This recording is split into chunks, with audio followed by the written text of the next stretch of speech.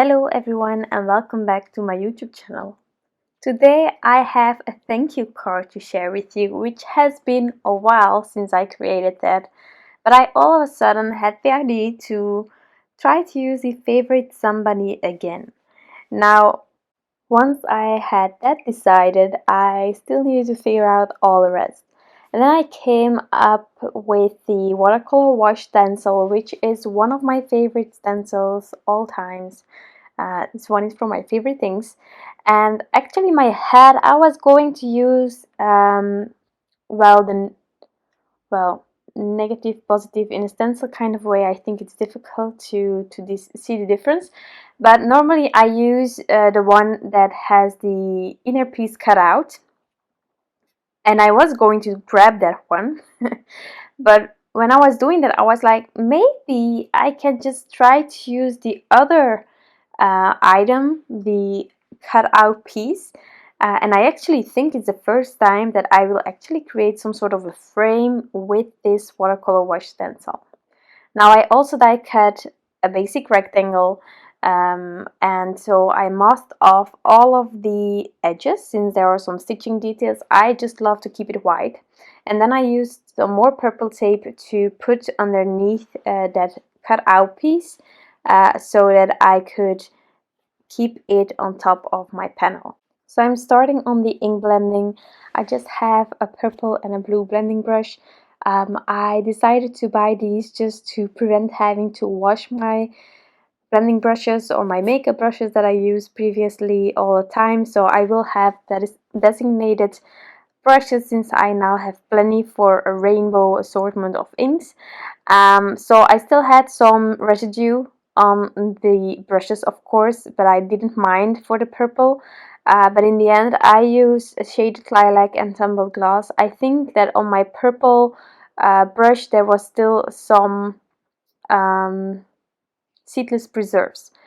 So there was definitely a bit of residue on there, and I just mixed these two inks through each other, but I'm focusing with the purples around that wash. Now next up I am going to give myself some space by removing this panel, and then I'm going to use these same two inks and also blend it on this tiny piece of paper. I am going to use the Thank You die from my favorite things, which is a really gorgeous script, really elegant, and I wanted to use that as my sentiment. I also bought it recently, but I hadn't used it yet, so definitely a nice occasion for that. And it goes really well with the image and how it just fills up that empty space on my card later on. Now another thing, as I was smart this time, I forget it all the time, but something that is really handy to do when you have an intricate, gorgeous sentiment or another image or a die cut in general, is to just add ahead of time double-sided adhesive on the back of your paper before die cutting. And I did that. I recently bought these sheets, and so I just made sure to snip a piece that would fit behind my tiny, well, paper piece thingy, and I just added it on the back before die cutting. This way later on I will have the perfect adhesive in the back of my die cut. Now of course I didn't had enough ink all over to have my complete die cut with inks, so I just made sure to do that, and then I could roll this through my die cutting machine. And then next I'm going to color this image in. This is one of the images from the Favorite Somebunny. It's a really adorable stamp set with two oversized bunnies, and then a bear and some stars. I'm just going to use this one image as it is quite big, so it will already stand out on its own, but of course you can add way more if you want to. I'm using my Copic Markers to color this image in, and I stand it out using Gina Design's Amalgam ink Obsidian. It's the black one. And this paper is Transotype Perfect Coloring Paper. If you have been watching my YouTube channel, you know that, well, since last year actually, I completely got convinced about this paper, and I haven't parted since. And previously, before this paper, I used Nina, which is a great paper, and I learned Copic coloring on that paper, so I am appreciative about the paper. I still have a pack that it's ongoing. But since I have this paper, I never stopped using Transotype. It's also easier to get your hands on if you're living in Europe. Nina sometimes was an issue. And so I just, at a certain moment, I couldn't get my hands on a new pack, and I was getting scared that I wouldn't have any papers anymore at a certain point. And so that's why I actually started my search. I must admit, Nina works. There are other papers that work. The beauty about this paper, when I compare it to Nina, since I have with both quite a long time of experience, when I look back, is that this paper can handle more layers without the bleeding issue, that your marker is going outside of your image without you actually wanting that, just because it's oversaturated. So that can be really useful if that is an issue that you are experiencing. Maybe it's just the paper. And then I'm not necessarily telling you that this is the paper you should have, because there are other papers out there where a lot of people are happy with. And maybe you don't like this paper. It can be. But I can only recommend the ones that I used, and I am truly convinced about this one. Okay, so coloring. I decided to go with purples for the body or the clothing that this bunny has, just to match with my background a little bit. So that's why I'm using that really simple coloring. To keep it a bit rounded or have the illusion of a rounded image, I left a slight border between my darkest color every time and the lines of the image, and I fill it up with a lighter color every time. It's something that I think works. It's something that I saw by Amy Young. She is amazing. So definitely check her out on Instagram, Facebook. Really handy. And then when I was happy with the coloring, I die cut the image using matching dies.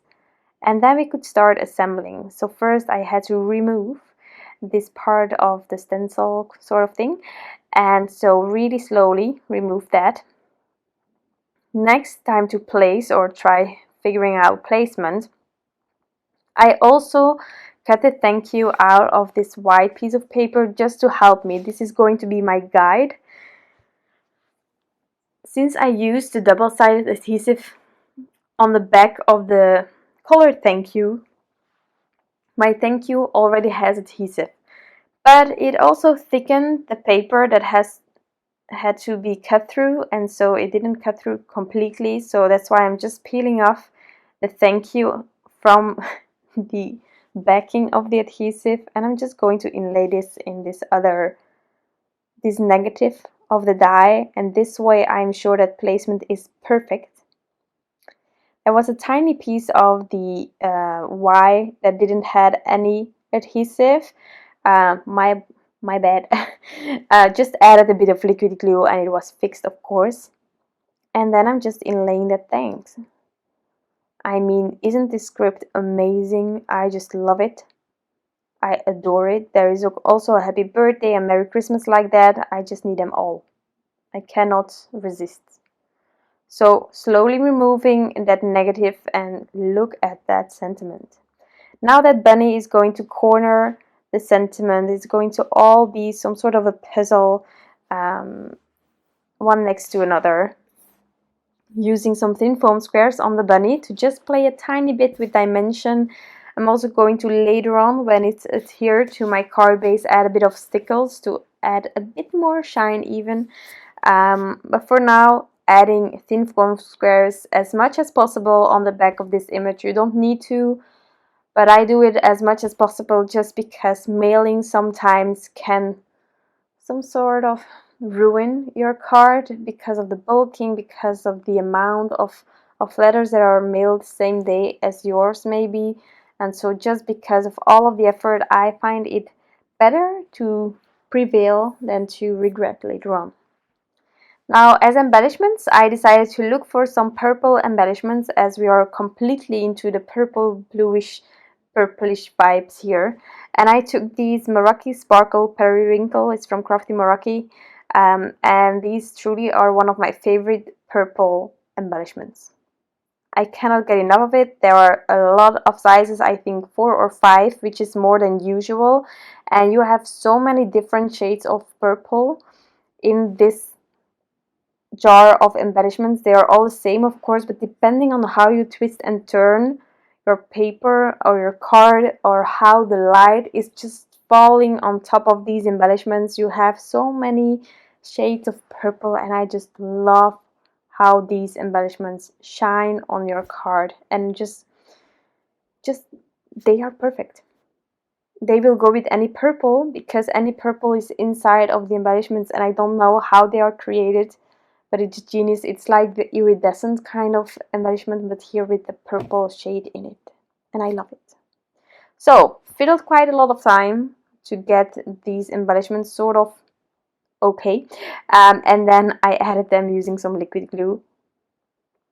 Embellishment and placement is a really hard thing, we all know it, and people that don't make cards like us will never understand the struggles when it comes to those final elements that you might put on your cards. Maybe that's why I like clean and simple, and why I don't find it always necessary. It's just to avoid the struggle.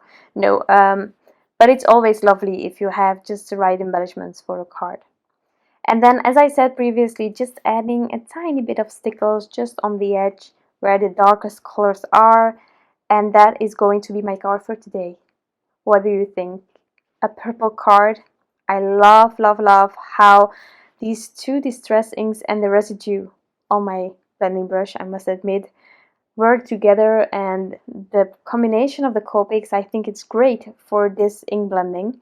So I hope that you find that too, that you enjoyed this video, and of course that I see you next time as well. Thank you so much. I wish you all an incredible day, and I'll be back soon. Bye!